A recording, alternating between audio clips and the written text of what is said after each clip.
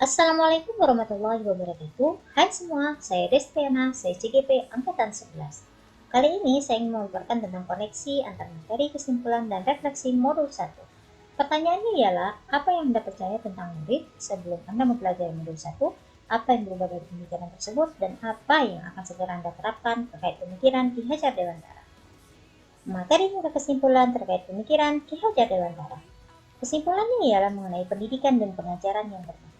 Pendidikan merupakan proses pembentukan manusia yang utuh dan berbudaya, yaitu pendidikan yang tidak hanya menciptakan individu yang cerdas dalam ilmu pengetahuan, tapi juga individu yang memiliki hati nurani yang baik dan kesadaran akan kemanusiaan.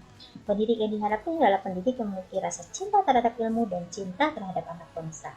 Sedangkan pengajaran merupakan bagian penting dalam pendidikan. Pembelajaran diharapkan yang bersifat holistik, yaitu pengajaran yang mentransfer ilmu pengetahuan disesuaikan minat dan gaya belajar peserta didik sesuai dengan kodratnya. Refleksi pemikiran Ki Hajar Dewantara.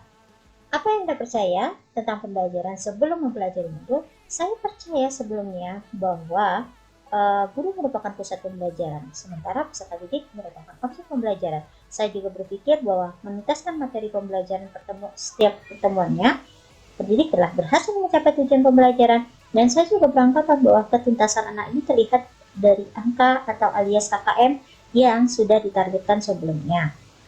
Yang saya lakukan di kelas ialah memberikan instruksi kepada anak untuk menjaga kebersihan kelas tanpa upaya memunculkan kesadaran anak tersebut. Tidak ada kesepakatan kelas, kurang peduli terhadap peserta didik yang belum memahami pembelajaran setelah penjelasan secara berulang, juga menginstruksikan pembelajaran tugas itu dengan cara yang sama, jarang menggunakan media pembelajaran digital dan memedialkan anak berdasarkan hasil ujian.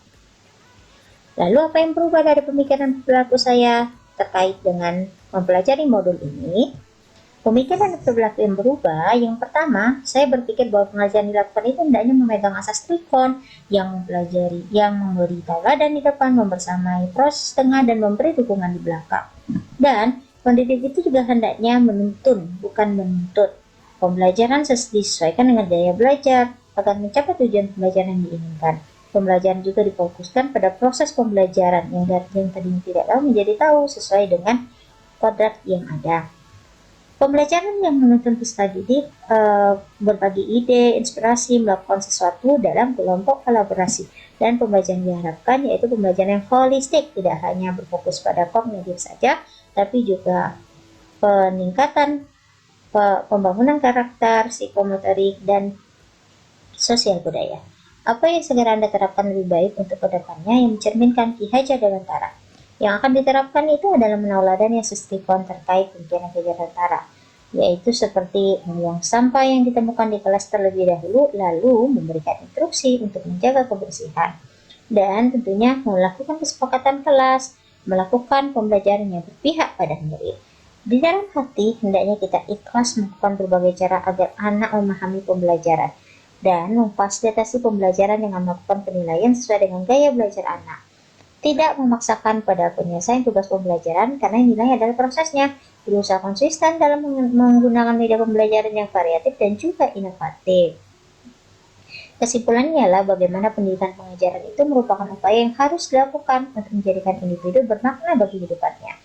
Terkait dengan pemikiran Ki Hajar Dewantara bahwa pembelajaran dilakukan itu hendaknya berpihak pada peserta didik yang berperan sebagai subjek pembelajaran, yaitu pembelajaran yang dilakukan secara holistik dan menuntun peserta didik sesuai dengan kodrat alam dan kodrat zaman.